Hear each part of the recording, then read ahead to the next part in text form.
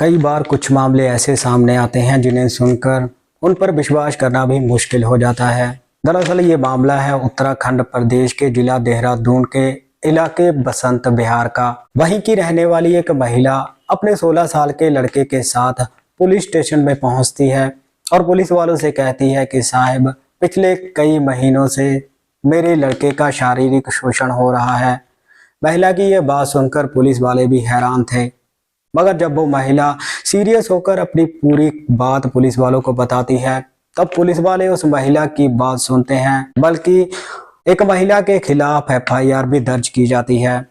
दरअसल वो एफआईआर उस महिला की ननद के खिलाफ दर्ज करवाई जाती है। उस महिला की ननद जो उसके घर में ही रहती थी, जो पहले से शादीशुदा थी और 2 बच्चों की मां होती है। और जब ये मामला कोर्ट में पहुंचता है, तब कोर्ट इस मामले की जांच के आदेश देती है और उस प्रेग्नेंट महिला के बच्चे का डीएनए सैंपल उस लड़के के साथ मैच करवाया जाता है, तो वो मैच कर जाता है। दरअसल जांच में ये सामने आता है कि उस महिला की ननद, जो पहले से शादीशुदा थी और 2 बच्चों की मां थी, वो जबरदस्ती अपने ही 16 साल के नाबालिग भतीजे के साथ शारीरिक संबंध बनाती थी। और जब वो लड़का उसे मना करता था, तब उसे वो डांटती थी, फटकारती थी।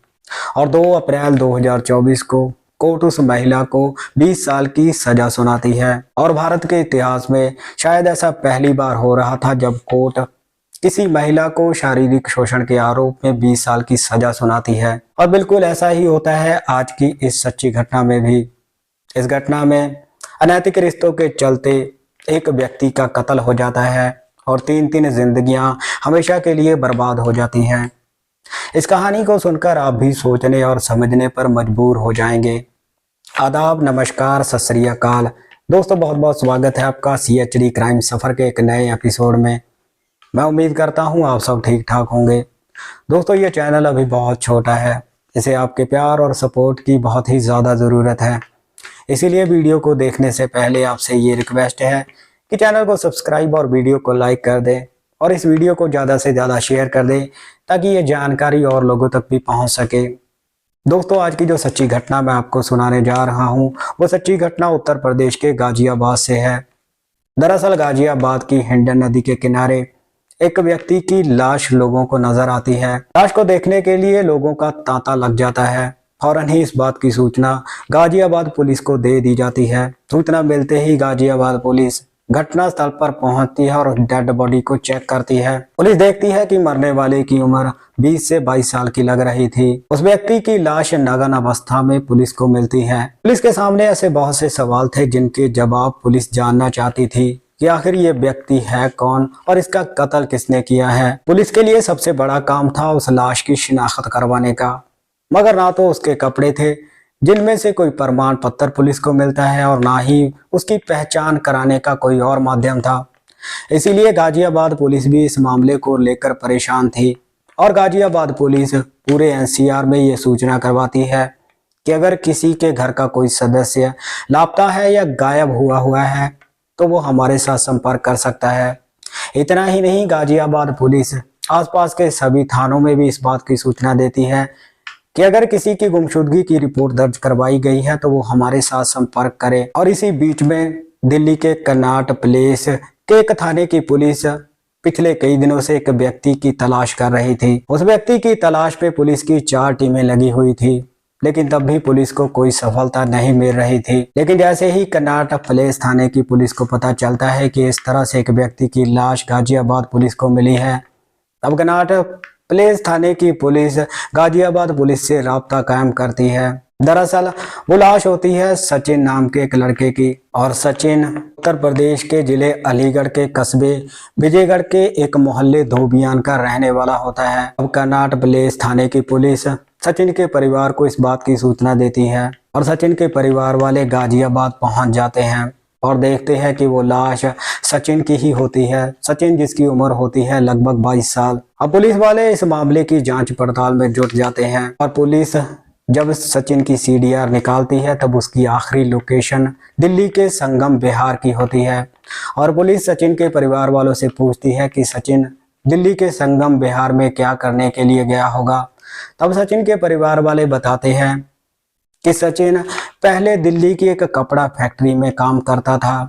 शायद वहीं पर वो अपने किसी पुराने साथी से मिलने के लिए गया होगा। अब पुलिस जांच पड़ताल करते हुए उस कपड़ा फैक्ट्री में पहुंच जाती है जहां पर सचिन पहले काम करता था। कपड़ा फैक्ट्री के मालिक का नाम होता है हबीब हर्षिद। हबीब हर्षिद जिसकी पत्नी का नाम होता है समीना। समीना जिसकी उम्र होती है लगभग 29 साल। जांच पड़ताल में ये बात सामने आती है कि जब सचिन कपड़ा फैक्ट्री में काम करता था तब उसकी दोस्ती हर्षिद की पत्नी समीना के साथ हो जाती है। इतना ही नहीं, इन दोनों में शारीरिक संबंध भी बन जाते हैं। और एक दिन जब हर्षिद अपने घर पर अचानक एंट्री करता है तब वो अपनी पत्नी समीना और सचिन को आपत्तिजनक हालत में देख लेता है। इतना ही नहीं, हर्षिद उस दिन इन दोनों का वीडियो भी बना लेता है। लेकिन हर्षिद उस समय इन दोनों से कुछ नहीं कहता, वहां से वापस लौट जाता है। और ठीक उसके अगले दिन ही हर्षिद सचिन को नौकरी से निकाल देता है और उसे कहता है कि खबरदार, अगर आइंदा तुम यहाँ पर नजर आए तो तुम्हारे लिए अच्छा नहीं होगा। हर्षिद को लग रहा था कि अब सब कुछ ठीक हो जाएगा, लेकिन इसके बाद भी समीना और सचिन का मिलना जुलना जारी रहता है। और जब इसके बारे में हर्षिद को पता चलता है तब वो परेशान हो जाता है और वो इसके बारे में अपने साडू के बेटे हसन से बात करता है। हसन जिसकी उम्र होती है लगभग 21 साल। हर्षिद हसन से कहता है कि अब हमें इस मामले में क्या करना चाहिए। हसन हर्षिद से कहता है कि आप मौसी से कहकर किसी न किसी बहाने से सचिन को यहाँ पर बुलाइए, उसके बाद देखते हैं आगे क्या करना है। और हर्षिद समीना से कहकर सचिन को मिलने के लिए एक चिड़ियाघर के पास बुलाता है। और सचिन जब समीना से मिलने के लिए चिड़ियाघर के पास पहुंचता है तब हर्षिद, हसन और समीना पहले से ही एक गाड़ी में बैठकर उसका इंतजार कर रहे होते हैं। और ये तीनों सचिन से कहते हैं कि तुम गाड़ी में बैठ जाओ, हमें बुलंदशहर में घूमने के लिए जाना है। सचिन इनकी बात मानकर गाड़ी में बैठ जाता है। सचिन को इस बात का अंदाजा नहीं था कि आगे आने वाले कुछ पलों में उसके साथ क्या होने वाला है। हसन गाड़ी चला रहा होता है, हर्षिद और समीना गाड़ी की पिछली वाली सीटों पर बैठे होते हैं। अब हसन गाड़ी को बुलंदशहर ले जाने की बजाय गाजियाबाद की हिंडन नदी की तरफ मोड़ लेता है। और अब ये लोग अंधेरा होने का इंतजार करने लगते हैं। जैसे ही अंधेरा होता है और गाड़ी नदी के किनारे एक सुनसान जगह पर पहुंचती है तब हर्षिद और हसन सचिन को पकड़ लेते हैं और समीना के हाथ में एक तेजधार हथियार देकर उसे कहते हैं कि तुम अपने हाथों से ही अपने आशिक का कत्ल करो। और समीना बड़ी ही बेरहमी के साथ सचिन का गला काट देती है। दरअसल समीना इतने बुरे तरीके से सचिन का गला रेतती है कि उसका गला धड़ से बिल्कुल अलग हो जाता है। इसके बाद ये सचिन के कपड़े निकाल कर फेंक देते हैं और सचिन की लाश को भी नदी के किनारे फेंक कर वहां से फरार हो जाते हैं। इन्हें लग रहा था कि इनके इस जुर्म का कभी भी खुलासा नहीं होगा। लेकिन पुलिस जब मामले की जांच पड़ताल करती है तब ये बात सामने आती है कि अवैध संबंधों के चलते ही सचिन का कत्ल हुआ था। पुलिस इन तीनों के ऊपर हत्या का मुकदमा दर्ज करके इन्हें जेल में भेज देती है। दोस्तों, इस घटनाक्रम में आपने देखा कि अगर हर्षिद चाहता तो वो अपनी पत्नी समीना से तलाक ले सकता था या फिर पुलिस की मदद ले सकता था, लेकिन हर्षिद ने ऐसा नहीं किया। उसने पागलपन में आकर सचिन का कत्ल ही कर दिया। अगर हर्षिद समझदारी से काम लेता तो शायद सचिन की जान न जाती और इन तीनों की पूरी जिंदगी जेल में ना बीतती। अब ये तीनों जेल की सलाखों के पीछे हैं। दोस्तों, इस घटनाक्रम के बारे में आपकी क्या राय है? आप अपनी राय कमेंट सेक्शन में ज़रूर रखिएगा।